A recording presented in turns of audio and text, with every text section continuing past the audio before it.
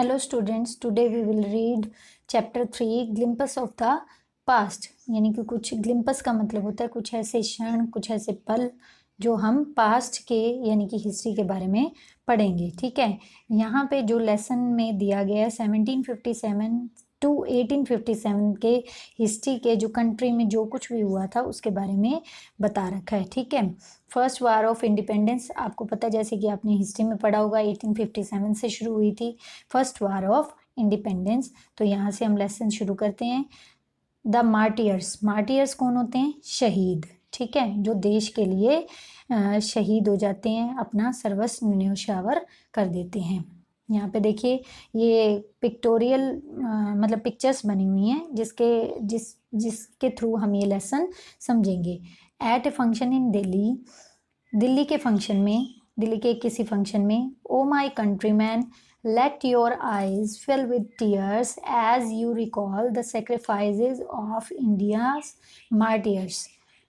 ओ मेरे देशवासियों, अपनी आंखें आंसुओं से भर लो। ठीक है, उन शहीदों के लिए जो हमारे देश के लिए शहीद हुए हैं, जिन्होंने हमारे देश के लिए बलिदान दिया है। आपने वो सॉन्ग सुना होगा, लता मंगेशकर, जैसे कि आपको दिख रहा है पिक्चर में लता मंगेशकर गाना बोल रही हैं। गाना कौन सा? ऐ मेरे वतन के लोगों जरा आँख में भर लो पानी। ठीक है, जो शहीद हुए हैं उनकी जरा याद करो कुर्बानी, ये है। ठीक है, नेक्स्ट इसमें बता रखा है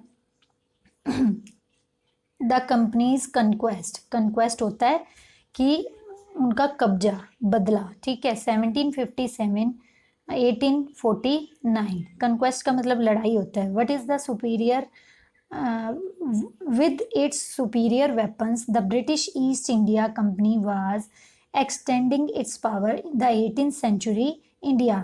18th सेंचुरी में जो अपने ब्रिटिश ईस्ट इंडिया कंपनी के जो वेपन्स थे वो बहुत ज़्यादा सुपीरियर थे। ठीक है, किससे? इंडिया की तुलना में, जो इंडियन वेपन्स की तुलना में ब्रिटिश ईस्ट इंडिया कंपनी के वेपन्स थे वो बहुत ज़्यादा सुपीरियर थे। ठीक है, इंडियन प्रिंसेस वर शॉर्ट साइटेड, शॉर्ट साइटेड का मतलब होता है उनमें दूरदृष्टि बहुत कम थी, दूर का बहुत कम सोचते थे कि आगे आने वाले टाइम में क्या होगा। इंडियन प्रिंसेस के पास इस चीज़ की बहुत लैकनेस थी, कमी थी।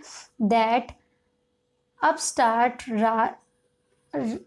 राजा भा call the English merchants they will help me to defeat him. इसमें देखिए ये पिक्चर के अकॉर्डिंग समझाया गया है कि जो राजा हैं वो कह रहे हैं कि इंग्लिश मर्चेंट्स को बुलाइए, वो मेरी they will help me to defeat him, वो मेरी हेल्प करेंगे किसको? हराने में किसी दूसरे राजा को। ठीक है, कि उनको बुलाइए। The people had no peace due to such constant fights, यानी कि लड़ाइयों में लोगों में कोई शांति नाम की चीज़ नहीं थी, सब एक दूसरे का राज लूटने में लगे हुए थे। ठीक है, नेक्स्ट पिक्चर में देखो, the rivalries help the East India companies and it could easily subdue Indian princess one by one. ठीक है, जो राइवलरीज होते हैं विरोधी, ठीक है, या हमारे कंपिटिटर्स होते हैं, उनकी हेल्प कौन कर रहा था? ईस्ट इंडिया कंपनी कर रही थी। और ईस्ट इंडिया की कंपनी की हेल्प से इट कुड ईजिली, ये बहुत आसान हो गया था, subdue Indian princess one by one. Subdue का मतलब होता है हटाना। इंडियन प्रिंसेस को धीरे धीरे, जो जितनी भी इंडियन टेरिटरी थी जो देश की, ये देखो येलो वाला जो पोर्शन दिखा रखा है इंडियन प्रिंसेस का था, और ब्रिटिश टेरिटरी बहुत कम थी उस शुरुआत में। ठीक है, 1765 में। और धीरे धीरे जो है राइवलरीज की मदद से मदद कर रहे थे कौन? ईस्ट इंडिया कंपनी कर रही थी, और धीरे धीरे उन्होंने राजाओं को खदेड़ना शुरू कर दिया, यानी कि ख़त्म करना शुरू कर दिया। A far seeing ruler like the brave Tipu of Mysore fought the British till the died fighting, यानी कि एक जो राजा हुए थे टीपू सुल्तान, आपने नाम सुना होगा, मैसूर के बहुत ब्रेव राजा थे। वो बहुत दूर की सोचते थे, फार सीइंग यानी कि दूरदर्शिता थी उनमें। ठीक है। The British till he died fighting, वो अपने मरते दम तक ब्रिटिशर्स से लड़ाई करते रहे, ठीक है। How did Indian react to these conquest, इन लड़ाइयों का सामना, जो कंक्वेस्ट हो रहे थे, ठीक है, वो उन इंडियंस ने कैसे रिएक्शन किया। Thank God there is peace in the country now, no more wars and no looting by thugs, शुक्र है भगवान का कि अब देश में शांति है, ना तो कोई लड़ाई है, ना ही कोई ठगों के द्वारा देश को लूटा जा रहा है। Our destiny is linked with them, हमारी जो डेस्टिनी है, हमारा जो भाग्य है, वो उनके साथ जुड़ गया है। It is God who sent the British, ये भगवान का हमें धन्यवाद देना चाहिए कि उन्होंने यहाँ पे ब्रिटिशर्स को भेज दिया है, ठीक है। The white man has killed और dethroned आवर किंग्स, देखो अब जो नॉर्मल बातचीत हो रही है वो क्या बता रही है, एक जगह तो वो कह रही हैं कि भगवान का शुक्र कर रहे हैं कि उन्होंने अंग्रेजों को हमारे पास भेज दिया, और दूसरी तरफ वाइट मैन यानी कि अंग्रेजों ने हमारे राजाओं को मारना शुरू कर दिया है। सम किंग्स वर नॉट गुड, कई राजा तो अच्छे नहीं थे, but after all they were of this land, लेकिन चाहे वो अच्छे नहीं थे लेकिन वो इस देश के थे। Now we have become slaves for foreigners, अब हम क्या हो जाएंगे, स्लेव्स का मतलब होता है गुलाम, अब हम क्या हो जाएंगे, विदेशियों के गुलाम हो जाएंगे। नेक्स्ट है ब्रिटिश रूल। ग्लिम्पस यानी ये कुछ वाक्य या कुछ पल, कुछ क्षण दिखाए हुए हैं, इसमें पिक्टोरियल मैसेज दिया गया है। इसमें देखो इस चैप्टर में ब्रिटिश रूल 1765 टू 1836, अब ये उसके बारे में बता रखा है, जो ईयर दिया हुआ है उस वहाँ से वहाँ तक, ठीक है। Religious leaders preached ideas like untouchabilities and child marriage, religious leader यानी कि धर्म गुरु जो थे, प्रीच्ड का मतलब होता है प्रवचन देना, ठीक है, वो प्रवचन देते थे किस पर, अनटचेबिलिटी यानी कि छुआछूत, और किस पर, चाइल्ड मैरिज पर, ठीक है। Anyone who crosses the seas loses his religion, उनका मानना था, धर्मगुरुओं का मानना था कि जो भी इस देश को मतलब जो 7 समुद्र पार कर गया, समुद्र को पार कर गया, वो उसने अपना धर्म खो दिया, ठीक है। All the misery in the world is due to women, अब वहाँ तब उस टाइम के लोग ये भी मानते थे कि भाई जो जितनी भी दुख दरिद्रता इस संसार में फैली हुई है वो किसकी वजह से है, औरतों की वजह से फैली हुई है, यानी कि औरतों को कोई रिस्पेक्ट नहीं दी जा रही थी। इधर उन लोगों के लिए भी कोई रिस्पेक्ट नहीं थी जो इस देश को छोड़कर तो नहीं, जो अंग्रेज जैसे बाहर किसी को इंडियंस को भेज देते थे, तो वो उनका मानना ये था धर्मगुरुओं का, वो इंडियंस में ये बात फैला रहे थे कि जो इस देश को छोड़कर चला गया उसने अपना धर्म भी त्याग दिया, ठीक है। The truth was that Indians had lost self-respect, the British scorned them, बात ये थी कि सच्चाई ये थी कि जो इंडियंस थे वो अपनी सेल्फ रिस्पेक्ट खोते जा रहे थे। ब्रिटिश स्कॉन्ड देम, उनको ब्रिटिशर्स के द्वारा जो डांट पड़ती, जो उनको निगलेक्ट किया जाता था, उनके साथ दुर्व्यवहार किया जाता था। अब देखो इस पिक्चर में क्या बता रखा है, अंग्रेज देख रहे हो आप, और पीछे जो इंडियन है वो हाथ जोड़ के खड़ा हुआ है, ठीक है। The native are unworthy of trust, incapable of honesty, जो हमारे नेटिव्स हैं यानी कि जो हमारे सगे संबंधी है वो अनवर्दी ऑफ ट्रस्ट, उन पर विश्वास करना काम का नहीं है, ठीक है, अनवर्दी है। इनकेपेबल ऑफ ऑनेस्टी, ना तो वो ईमानदार हैं ना ही वो कोई भरोसे के लायक हैं। True your honour but I am honest, अब देखो इंडियन क्या कह रहा है, हाथ जोड़ के सच बात कह रहे हैं मेरे सरकार, लेकिन मैं बहुत ऑनेस्ट हूँ, मैं बहुत ईमानदार हूँ। Being merchants the British wanted quick profits, their heavy taxes forced farmer to abandon their fields, एक मर्चेंट यानी कि व्यापारी होने के नाते ब्रिटिशर्स क्या चाहते थे कि उनको जल्दी से जल्दी प्रॉफिट कमाना चाहते थे, ठीक है। कैसे कमा रहे थे प्रॉफिट? देयर हैवी टैक्सेस, जो उनके द्वारा लगाए गए टैक्सेस थे, कर थे, वो फार्मर्स के ऊपर लगाए जाते थे। टू अबेंडन का मतलब होता है कि उनको मजबूर कर देना, उनकी फील्ड्स को, उनके खेतों को किनके पास रखने के लिए इधर टैक्स लगाया, और उनके खेत, जो किसानों के खेत जमीन थी, वो फोर्स करते थे, उनको दबाव डालते थे कि हमारे पास रख दो, ठीक है, गिरवी रख दो। But your man are taking all my crops. अब देखो, इसमें एक किसान जो है वो अंग्रेज के साथ बात कर रहा है, वो कह रहा है कि आपके आदमी तो आकर मेरी सारी फसल ले गए।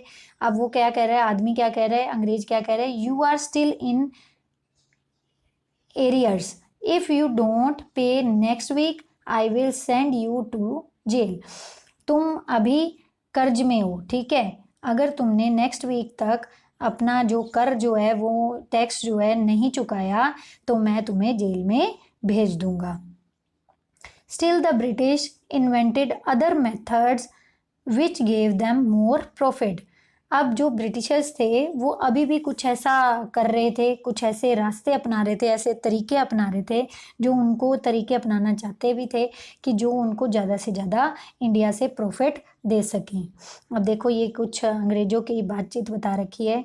The goods manufactured in England, जो भी इंग्लैंड में सामान बनता है, मैन्युफैक्चर्ड का मतलब होता है बनना, ठीक है, should not have any import duty when brought into India. उनके ऊपर कोई भी इम्पोर्ट ड्यूटी नहीं लगाई जाएगी, कोई भी किसी भी तरह का टैक्स नहीं लगाया जाएगा जब वो सामान इंग्लैंड से इंडिया में आएगा, ठीक है। A good idea. अगला अंग्रेज कह रहा है, अरे ये तो बहुत अच्छा आइडिया है। The East India Company's laws begin to cripple Indian industries. East India Company के जो कानून है, क्रिपल का मतलब होता है ख़त्म कर देंगे, इंडियन इंडस्ट्री को धीरे धीरे यहाँ पे अपने पैर जमाएंगे और इंडियन इंडस्ट्री को ख़त्म कर देंगे, ठीक है। Inevitably famines followed. इतने में, इसी बीच में क्या होती है, फेमाइन का मतलब होता है अकाल पड़ जाता है। Between 1822 and 1836 15 lakh Indian died to starvation. भुखमरी से 1822 और 1836 में बहुत सारे इंडियंस जो थे, लाखों, 50 लाख, अराउंड 50 लाख, 50 लाख इंडियंस जो थे भूख के कारण मर गए। The British policies ruined the expert artisan and their business. जो भी कामगार थे, हाथ से काम करने वाले लोग थे इंडिया के अंदर, ब्रिटिश पॉलिसीज ने उनको बिल्कुल ख़त्म कर दिया था, ठीक है, उनके कामों को ख़त्म कर दिया था। राजा राम मोहन रॉय, आपने पढ़ा होगा हिस्ट्री में, 1772 टू 1833। अब ये इंसिडेंट्स क्या बता रहा है, Raja Ram Mohan Roy, a learned man from Bengal, understood what was wrong with the country. Raja Ram Mohan Roy जो कि पढ़े लिखे थे, समझदार व्यक्ति थे, बंगाल से बिलोंग करते थे, उनको पता चल रहा था कि देश में क्या गलत हो रहा है। अब ये बातचीत बताई हुई है। Let us not despise our self, our ancient culture is great and we are capable of greater achievements.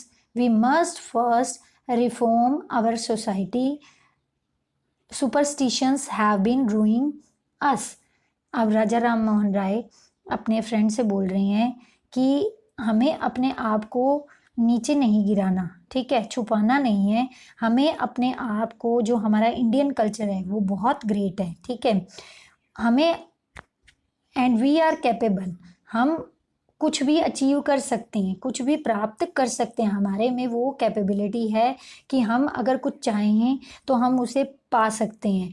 सबसे पहले हमें इंडियन सोसाइटी यानी कि भारतीय समाज में से जो अंधविश्वास, सुपरस्टिशंस होते हैं, अंधविश्वास जो फैले हुए हैं, रुइनिंग अस, जो हमें ख़त्म कर रही हैं, हमारी जड़ों को, हमारे इंडियन कल्चर को, एंशिएंट कल्चर को ख़त्म कर रही हैं, उन सुपरस्टिशंस को समाज में से हटाना होगा।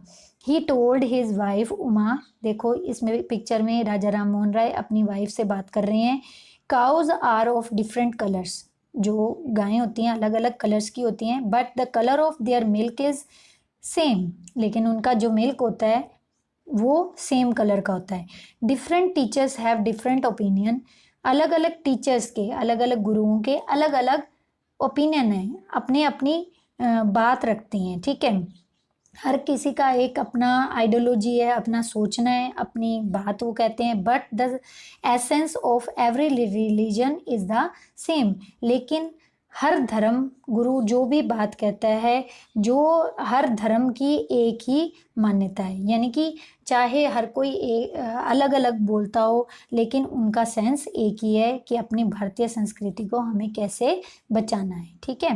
देखो अब आगे क्या कह रहे हैं। He was attracted by science and modern knowledge. Raja Ram Mohan Roy science और मॉडर्न नॉलेज को बहुत मतलब अट्रैक्ट थे उसके प्रति, ठीक है। Knowledge should be practical and scientific. उनका ये मानना था कि जो भी हम ज्ञान प्राप्त करते हैं, ठीक है, वो किताबी ज्ञान नहीं होना चाहिए, प्रैक्टिकल। हमें ज्ञान कहाँ से मिल सकता है? प्रैक्टिकल और साइंटिफिक तरीके से, ठीक है। जब तक हम प्रैक्टिकल नहीं होंगे तब तक हम कोई भी ज्ञान हमारे लिए एक किताबी ज्ञान होगा। किताब को पढ़ के अगर आपने सोच लिया कि मैंने बहुत सारी किताबें पढ़ ली, चलो भी मैं बहुत नॉलेजफुल पर्सन बन गया, तो ऐसा नहीं है। जब तक आप उस नॉलेज को प्रैक्टिकली यूज़ नहीं करते, साइंटिफिकली यूज़ नहीं करते, तब तक वो जो नॉलेज है वो आपके लिए वेस्ट है। He crossed the seas and went to England to see what made the British powerful. There he told them. देखो, अपने भारत की प्रॉब्लम को, इंडिया की प्रॉब्लम को समझने के लिए उन्होंने क्या किया? इंग्लैंड गए। इंग्लैंड में जाकर उन्होंने ये जानने की कोशिश की कि हमारे इंडियन को मतलब ब्रिटिश कल्चर को कौन पावरफुल बना रहा है, यानी कि ब्रिटिशर्स इतने पावरफुल कैसे हैं। वहाँ पे उन्होंने बोला, we accept you as rulers. हमने आपको अपने रूलर्स, अपने राजा के रूप में स्वीकार किया, ब्रिटिशर्स को कह रहे हैं। And you must accept us as subjects. आपने हमें एक सब्जेक्ट के रूप में एक्सेप्ट किया, but you must remember the responsibility a ruler owes to his subjects. लेकिन आपको अपनी रिस्पॉन्सिबिलिटी समझनी चाहिए कि एक राजा की अपने प्रजा के प्रति क्या होती है, ठीक है। ये उनको बता रहे हैं। He started newspaper but the suspicious British stop them in 1823। राजा राम मोहन राय ने न्यूज़पेपर शुरू किया था, लेकिन इसको सस्पिशियस मानते हुए, यानी कि अंग्रेजों के खिलाफ षड्यंत्र मानते हुए, ब्रिटिशर्स ने इसको बंद करवा दिया था 1823 में, ठीक है। नेक्स्ट है आपका ऑपरेशंस 1765 टू 1835। देखो ये भारतीय जो है सलाखों के पीछे बंद हैं। अब क्या कह रहे हैं यहाँ पे, एक पिक्चर में इसमें हंस रहे हैं अंग्रेज। तो but the British continued to oppress Indians in 1818। They had passed regulation third, under it an Indian could be jailed without trial in a court. देखो 1818 में जो ये ब्रिटिशर्स जो थे भारतीयों को मतलब बहुत ज़्यादा एक्सप्लॉइट तो कर ही रहे थे, ठीक है, दबा रहे थे, उनका शोषण कर रहे थे। उन्होंने 1818 में एक एक्ट पास कर दिया था, रेगुलेशन एक्ट बोला जाता है इसको, जिसमें कि उस एक्ट, उस कानून में, एक्ट का मतलब होता है कानून में, उस कानून के तहत क्या उन्होंने बनाया था कि किसी भी भारतीय का ट्रायल नहीं होगा, यानी कि कोर्ट में उसको पेश नहीं किया जाएगा, सीधा ही जेल में बंद कर देंगे। किसी भी ऐसे षड्यंत्र रचने के उसमें कानून बना दिया कि हाँ, अगर कोई ऐसे 4 व्यक्ति भारतीय बात करते हुए मिल जाते हैं या कुछ ऐसे सस्पिशियस एक्टिविटी करते हुए मिल जाते हैं, तो उनको सीधा ही बिना कोर्ट ले जाए, बिना ट्रायल के उनको सीधा ही जेल में बंद कर दिया जाएगा। All the time, British officers in India drew big salaries and also made fortunes in private business, ठीक है। यानी कि ब्रिटिश ऑफिसर इंडिया में बिग सैलरी, यानी बहुत सैलरी उनको मिल रही थी और प्राइवेट बिजनेस को वो बढ़ाते जा रहे थे, ठीक है। By 1829 Britain was exporting British goods worth 7 crore rupees to India. 1829 तक ब्रिटेन जो था वो एक्सपोर्ट कर रहा था ब्रिटिश गुड्स 7 करोड़ रुपए की टू इंडिया, इंडिया के अंदर, ठीक है। अब इसमें देखो पिक्चर में क्या दिखा रहा है, कि ये वही ब्रिटिश गुड्स आ रही हैं, जा रही हैं, यहाँ से सामान तैयार होके जाता था। Governor general Bentinck reported back home, ठीक है, उन्होंने क्या कहा, the bones of cotton weavers are bleaching the plains of India.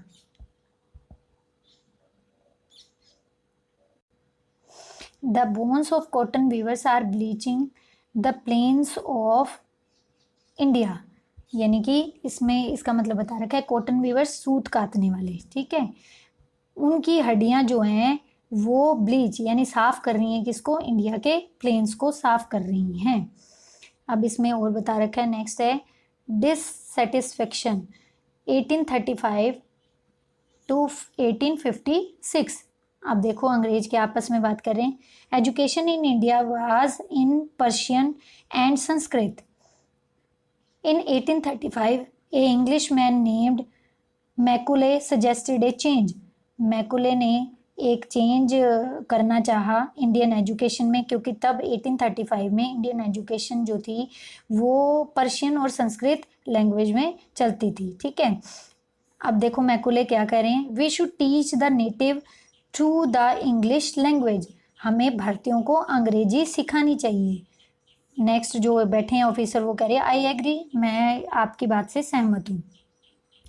अब इधर इंडियन क्या बात कर रहे हैं, English education produced clerk to whom the British gave petty jobs under them. Incidentally it also produce a new generation of intellectuals. English education यानी कि जो भारतीय इंग्लिश पढ़ेंगे उनको, एक तो जो अंग्रेज हैं वो ब्रिटिशर्स हैं वो बहुत ही छोटी 3rd क्लास जॉब देंगे, यानी कि क्लर्क की जॉब देंगे, लेकिन इंसिडेंटली वो तो इस काम के लिए क्लर्क बनाना चाहते थे, इस काम के लिए अंग्रेजी पढ़ाना चाहते थे, लेकिन भारतीय इंसिडेंटली भाग्य से अचानक ही क्या हुआ कि जो वो एजुकेशन इंग्लिश एजुकेशन दे रहे थे, ठीक है, वो बनी किसके लिए, produce a new generation of intellectuals होते हैं विचारकों के लिए, यानी कि जो बड़े बड़े राजा राम मोहन राय आए या जो भी मतलब इसमें आए थे उस टाइम पे रिफॉर्मर्स आए थे, उन इंटेलेक्चुअल के लिए वो एक साधन का काम बन गई, ठीक है। लैंग्वेज, इंग्लिश लैंग्वेज की बात हो रही है, क्या कह रहे हैं, we must educate our brothers, हमें अपने भाइयों को साथियों को पढ़ाना चाहिए, ठीक है, and try to improve their material conditions, ठीक है, उनकी जो कंडीशन है उनकी स्थिति सुधारने में हमें उनकी हेल्प करनी चाहिए।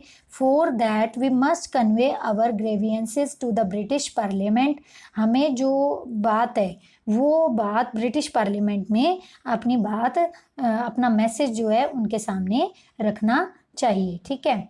अब देखो शुरू में हमने जो मैप देखा था इंडिया का, अब क्या बता रहा है, by 1856 the British had conquered the whole of India, conquered का मतलब होता है कब्जा कर लेना, ठीक है। 1856 तक हम जो है अंग्रेजों ने लगभग पूरे भारत पर कब्जा कर लिया था। देखो येलो वाला पोर्शन है जो इंडियन स्टेट्स हैं और ब्रिटिश एरिया पिंक वाला एरिया बता रखा है। अब इस पिक्चर में क्या कह रहे हैं, they cared little about the needs of Indians, our kings have become puppets and we have lost our old jobs. अब देखो यहाँ पे इंडियंस बात कर रहे हैं, वो क्या कह रहे हैं, हमारे जो राजा हैं वो तो अंग्रेजों के हाथ की कठपुतली बन गए हैं और हमारे हाथ से हमारे जो काम है काम धंधे हैं वो भी ख़त्म हो गए हैं, एंड लैंड्स, और काम धंधे तो ख़त्म हुए साथ में हमारी ज़मीनें भी अंग्रेजों ने छीन ली, हथिया ली। They are converting our brothers, वो अब हमारा धर्म भी चेंज करवा रहे हैं। यू ओनली टॉक, आप बातें ही करते रहोगे, do something to drive them out, आप उनको बाहर, यहाँ से अंग्रेजों को बाहर निकालने के भी सोचोगे। देखो धीरे धीरे माइंड सेट हो रहा है अब इनका कि भारतीयों का, कि इंडियंस ने किस तरीके से अंग्रेजों को बाहर निकालने की सोची। 10 स्पार्क्स होती हैं, अब जो उनके अंदर ज्वाला भड़क गई थी वो किस तरीके से, वो जो चिंगारी जो थी वो ऊपर उठी। 1855 to 1857 taxes continue to ruin the peasants, tax जो थे वो धीरे धीरे किसानों को ख़त्म कर रहे थे। इन बंगाल, बंगाल में द संथाल, संथाल क्या है, एक ट्राइबल ग्रुप है, ठीक है, जाति है, संथाल जाति, who had lost there land under new land rules become desperate. वो संथाल जाति जो थी उनकी हाथ से ज़मीनें चली गई, उनके काम चले गए उनसे, तो वो बहुत ज़्यादा डेस्परेट थे उनको अंग्रेज़ों को खदेड़ने के लिए भारत से। In 1855, they rose in rebellion and massacred Europeans and their supporters alike. उन्होंने क्या किया कि उन्होंने रिबिलियन का मतलब होता है बदला लेना, और वो इकट्ठे हुए, उन्होंने बदला लिया, बदला लेने के लिए शुरू कर दिया अपने तरीके से लड़ाई लड़ना, ठीक है, जो उनको सपोर्ट कर रहे थे। नेक्स्ट देखो क्या बता रही हैं, discontent was brewing in the East India company's army too. The white soldier gets huge pay, mansion to live in servants. The white soldier gets huge pay, यानी कि जो अंग्रेज हैं उनको तो बहुत पैसे मिलते थे, ठीक है।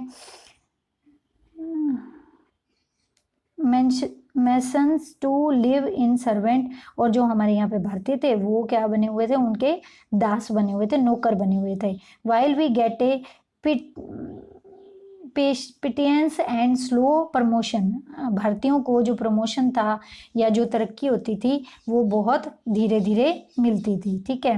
The angrez ask us to cross the sea which is against our religion, who is the topi wala to abolish our age old customs.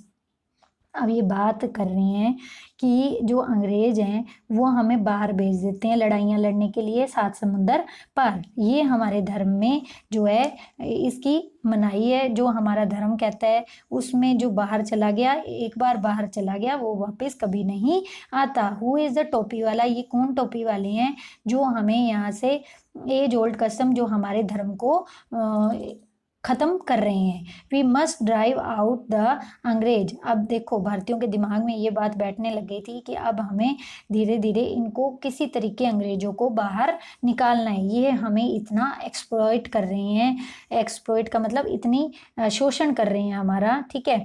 अब देखो ये क्या है, sipahi Mangal Pandey attack the adjutant of his regiment, regiment होती है एक सेना की टुकड़ी, ठीक है, and was executed. Mangal Pandey के बारे में आपने पढ़ा है, मंगल पांडे ने अपने एडजुटेंट यानी कि अपने से जो ऊपर ऑफिसर थे उनके ऊपर अटैक किया, और मंगल पांडे को इस बात के लिए सजा भी मिली थी, यानी कि उनको मार दिया गया था मंगल पांडे को। 1000 ऑफ अदर सिपाहीज रिवोल्टेड, और भी मंगल पांडे के साथियों ने भी रिवोल्ट कर दिया, ठीक है। रिवोल्ट का मतलब होता है क्रांति। दे वर स्ट्रिप्ड ऑफ देयर यूनिफॉर्म्स, उन्होंने अपनी यूनिफॉर्म्स उतार फेंकी। Humiliated and put in irons, और जो है उनको जो ह्यूमिलेट किया जा रहा था, ठीक है, पुट इन आयरन्स, हथियार उठा लिए उन्होंने, और जो रिवोल्ट था वो शुरू हो गया। Few Englishman had care to understand Indian customs और द पीपल्स माइंड, कुछ ही ऐसे अंग्रेज थे जो समझते थे भारतीय रीति रिवाजों को, ठीक है। ओ प्राउड ब्राह्मण soldiers, do you know that the grease on the bullet you have to bite is made from the fat of cows and pigs। अरे ब्राह्मण सोल्जर से वो बात कर रही हैं आपस में कि उनसे पूछ रहा है कि तुझे पता भी है कि जो ये हम जो कार्टेजेस होती हैं, जो बंदूक में कारतूस भरा जाता है, वो कारतूस जो है अंग्रेज जो हैं वो किससे बनाते हैं, काओ और पिग के फैट से, चर्बी से बनता है। व्हाट, वो अब ब्राह्मण कह रहे क्या, the white man has deceived us too, और जो ये अंग्रेज हैं वो हमारे में, हमारे भाईचारे में भी डिसीव, हमें धोखा दे रहे हैं। डिसीव का मतलब होता है धोखा देना, ठीक है। अब देखो इधर क्या कह रहे हैं, soon chapatis were sent from village to tell the people that their emperor would want their services. Chapati, रोटियां आई थी, एक रोटियां क्या थी, स्लोगन बना था। चपाती क्या होती है, रोटी, देखो हाथ में पकड़ी हुई है ना। ये स्लोगन था क्रांति का, रिवोल्ट का, जो भारतीयों के द्वारा चलाया गया था। गांव के गांव पहुंचती थी, एक गांव से दूसरे गांव, और ये बताती थी वो चपाती, क्या मैसेज देती थी कि जो अंग्रेज हैं वो हमें क्या है, बिल्कुल वुड वांट देयर सर्विसेज, हमारे काम धंधों को छीनना चाहते हैं। Yes all my village man will be ready. भाई वो चपाती देने का मतलब होता था, अगर एक गांव में चपाती जा रही है तो वो गांव साथ देगा या नहीं देगा। देखो इस पिक्चर में वो गांव में जो चपाती दी जा रही है वो कह रही हैं कि हाँ मेरे सारे गांववासी आपके साथ तैयार हैं, ठीक है, रिवोल्ट करने के लिए। Similarly lotus flower circulated among Indian soldier. देखो कहीं चपाती को इन्होंने स्लोगन बनाया, कहीं लोटस फ्लावर को स्लोगन बनाया, ठीक है। डेथ टू द फॉरनर, अंग्रेजों की मौत। The masses gave all help the and shelter to the patriots. Patriots होते हैं जो देशभक्त कह सकते हो, पैट्रियोट्स, ठीक है। पैट्रियोट्स को उन्होंने शेल्टर और हर तरह की हेल्प देने की ठान ली थी अब इंडियंस ने। अब आ गया revolt 1857। Then there was a violent outbreak at Meerut. Mangal Pandey ने मेरठ में जो आउटब्रेक का मतलब होता है, जो क्रांति थी वो एकदम से वायलेंट, बिल्कुल वायलेंट का मतलब होता है आक्रामक हो गई, ठीक है। जो भारतीय थे वो अंग्रेजों को मारना शुरू कर दिया। The sipahis march to Delhi. अब मेरठ से कहाँ पे गए, वो सिपाही दिल्ली गए, इंडियन सिपाही, ठीक है। Long live our emperor Bahadur Shah. Bahadur Shah Zafar उस टाइम थे राजा, और उन्होंने वहां जाकर नारे लगाने शुरू कर दिया, हमारे राजा जिंदाबाद रहे, ठीक है।